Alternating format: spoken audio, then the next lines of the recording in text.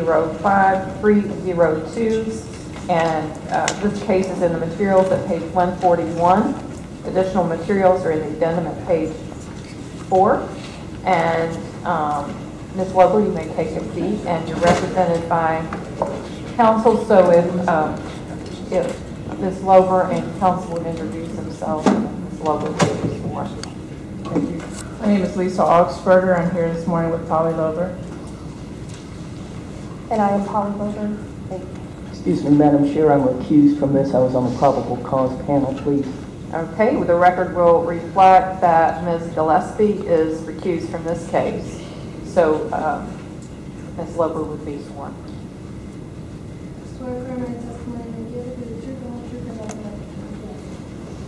Thank you.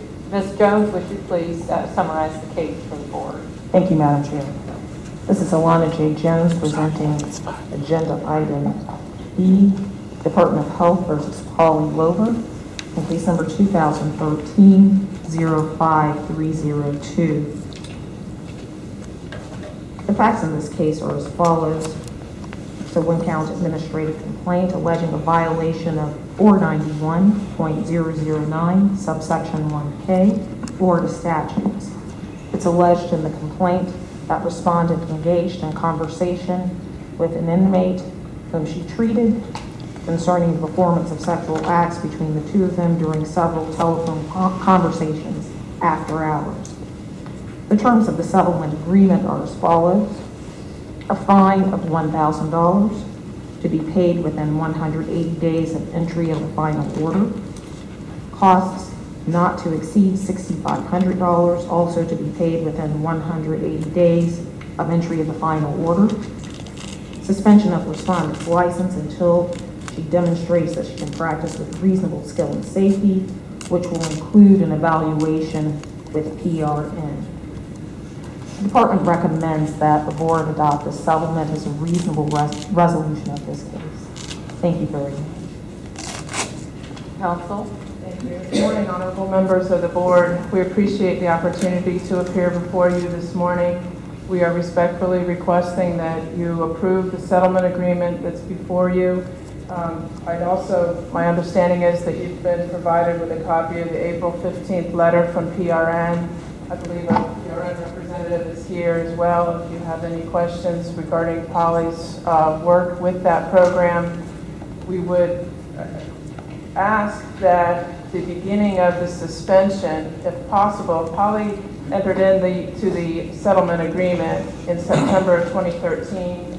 We had hoped to come before your board in January of 2014 to allow the suspension to start. But that meeting was canceled, and so we would respectfully request that the beginning of the suspension be recognized as either September when she signed it or January when we wouldn't have been in front of the board. And we would request that the terms of the settlement agreement be approved as prepared, and also that we would like to point out is in the letter, Polly's already gone to see Dr. Stein. She voluntarily in September of 2013 is when we contacted PRN and got involved with PRN. My understanding from the PRN program as referenced in this April of 2014 letter is that she's doing very well with the program, adhering to the requirements of the program. And as Dr. Stein noted, despite ongoing mental health and boundary issues under very specific conditions and with treatment and monitoring, she can practice with reasonable skill and safety. And so though Polly placed herself on inactive status, I believe it was either December of 2012 or January of 2013, recognizing that she needed to have these issues resolved. And so in recognition of the fact that she has not been practicing since the winter of 2012, we would respectfully request that the suspension be acknowledged as beginning September of 2013 when she signed off on the settlement agreement, acknowledging that it's an open-ended suspension until the PRN recommends that she be able to start practicing again. So we appreciate the opportunity to appear before you and acknowledging the strides that Polly has made. We would respectfully request that you agree to the settlement agreement. Thank you. Thank you. Perfect. Are there questions, perhaps at this time? Ms. Jones, what are the costs in this case? The current costs are $5,406.72. Thank you. At this time, are there questions by the board members? I have just one comment. I was surprised to see there were no CEs in the stipulation concerning boundaries or. It is in there? Yes, that's the portion in the stipulation. Okay, Thank you, because surely there was some judgment issues that changed. And I think in your packet, Polly had voluntarily taken another course that I think was provided to the department in August of 2013. Emotional manipulation, understanding manipulative of the victims that she completed on June 5th of 2013. So she did recognize the additional need for additional CEUs in that area and immediately took that course. Another quick question, I don't understand what this is. It's in the PRN letter on page 4. One of the issues of, one of the items included in the contract is a licensed Department of Health chaperone dependent of Ms. Loeber's employment. I think there might be a typo in there, but I don't know what a licensed Department of Health chaperone means. Normally, when they include something like that, it means that when she's counseling, and in this case it would be male clients, that there needs to be a licensed mental health professional in the room at all times with her. And I guess my question for the parties would be, it's my understanding from this letter that PRN sent April 15th, it was stated that they believe that Ms. Loeber is able to go back to practice. The way the settlement is set up is she's suspended until PRN will advocate that she's able to practice, and then she has to make an appearance before the board where you can determine whether you want to terminate that suspension and then place any additional obligations on her license. So one of the issues for the board today would be whether you want to accept the settlement stipulation the way that it is, whereas she would remain suspended until she petitions the board and comes back, or, and I don't understand, Ms. Asperger, do you want this to be considered her petition for reinstatement as well? If that's possible, if the board would be accepting of that based on her performance is continuing in PRN. So she doesn't have a job to go to yet, and Christina at PRN would be an integral part of deciding, whether it's the appropriate job and whether she could get into that job. So in order to give more flexibility, it would be very appreciated that the suspension would have been acknowledged just starting in the September of 2013 and be completed today if possible. That would be perfect. So the first question that you all have to decide is, if you approve the settlement the way that it's been presented to you, then Ms. Loeber's license will remain suspended, and she would need to petition the board and appear at a future meeting to see if you want to put additional terms and conditions on her license. Is your license still in an inactive status? Yes, it is. I would be concerned that we would want to put her on probation when she came back. Well, and that's what this settlement gives you the flexibility to do, but you need to decide if you want to do that today, or if you want to accept the settlement as it is and have her come back and petition at a future meeting. I would like to say that I'm really concerned about putting her out too early.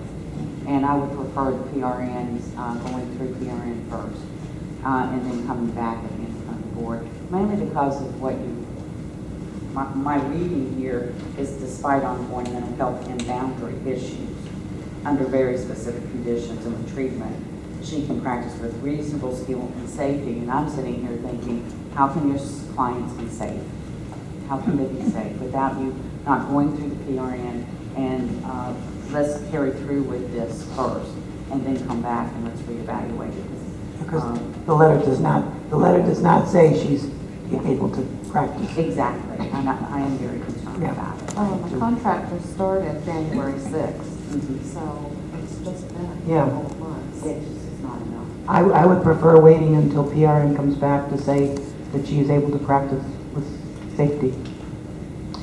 Are there other questions or comments by board members at this time? Ms. Loeber, this went on for an extended period of time. What were you thinking while this was going on? You knew it wasn't appropriate. I assume you did know what right. Correct. During that time, there was just a lot of personal issues that were going on in my life, and I recognized how vulnerable I was at that time, which made the situation that much more extreme. I'm very fortunate enough to be able to have the PRN advocate for me on my behalf, and I am willing to do whatever the board recommends, as well as whatever PRN recommends too, in order to be reinstated and be able to practice again in the community. Part of the PRN contract is that she's already active in counseling. Ms. Gordon, who was recommended by PRN, and she's been actively treating with her already. But what my concern is, if you're vulnerable, your clients are twice as vulnerable because you've made a decision to cross some pretty big boundaries. I think until we get a letter from PRN saying you're safe to practice, we can't even consider having you go back. And even then, I think we would want to consider having probation before you start because of the issues involved. And I don't personally have a problem with the time period starting in January, which is when we would have at least what we can. Well, you can't like backdate the suspension, and basically once the order is done, she's going to be suspended. Okay.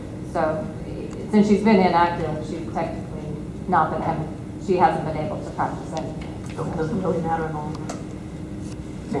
No, because it's not a set period of suspension. It's just an indefinite suspension. And PRN did say she's able to practice, but they said with a lot of conditions. Yeah. So. Well, and the stipulated agreement requires that she comes back before the board. So, I think that's real healthy for us to just make sure that she comes back and then petitions the board to stop the suspension, and at that point we can look at probation stipulations. Are there any further comments or questions by members of the board on this? I move we accept the stipulation agreement. Motion to accept. Is there a second? Second. Any further discussion? I just have one comment. I don't know if this is important for Ms. Jones, but the settlement agreement identifies Ms. Loeber as a licensed mental health counselor, and I believe you're an LCSW. No. So we just need to... If we can make that correction on the record, that she's a licensed clinical social worker. So noted. We apologize for the scrivener's error. Thank you. We ready to call the question? All those in favor of the settlement stipulation as presented, please signify by saying aye. Aye. Any opposed, same sign. Motion carries. Ms. Augsburger, we appreciate your presentation. Very much. We wish for that. Ms. Augsburger, is it all right if I email the order to you? That'd be great. Thank you very much. The next case on our agenda is the case of Cheryl Alessi Young, LMHC, case number 2013-03892. Is Ms. Young present?